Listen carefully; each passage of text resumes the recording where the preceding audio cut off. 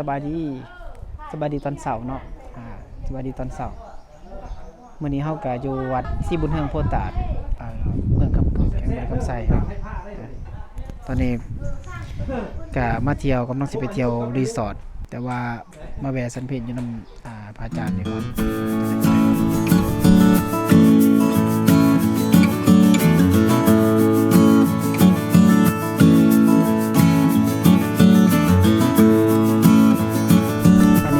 ตลาดของธรรมหรือว่าเฮาแจก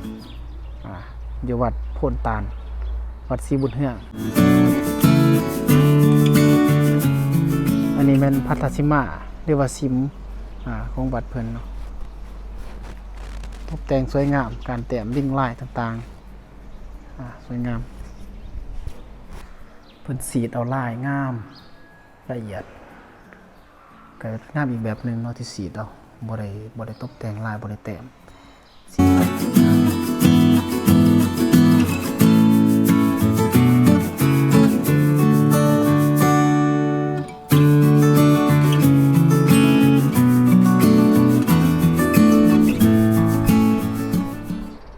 อันนี้แม่นกุฏิวัดเพิ่นกุฏิวัดโพนตาลมีอยู่2กุฏิใหญ่เนาะกุฏิ2สันกับกุฏิสันหนึ่งอันนี้แม่นหอสันเขาหรือว่าหอที่ครูบาอาจารย์เป็นพักนั่งพักผ่อนนั่งอ่านหนังสือแล้วก็เป็นบอนสันเขาถ้าว่ามีแขกมาหลายก็จะม่วนสันอยู่นี่ถือว่างามประเทศโดยใหม่มีแต่ใหม่ล้วนๆเลยนับตั้งแต่หลังคาโมงก็เป็นใหม่หมดเสาก็ใหม่คือกันโต๊ะต่างการตกแต่งก็เป็นใหม่งามเลยเนาะคักหลายวัดเพิ่น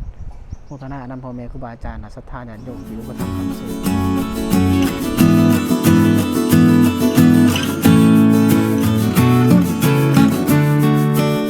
นี่เป็นแผนกแม่ครัวเฮาเนาะเพิ่นกำลังแต่งอาหารเพล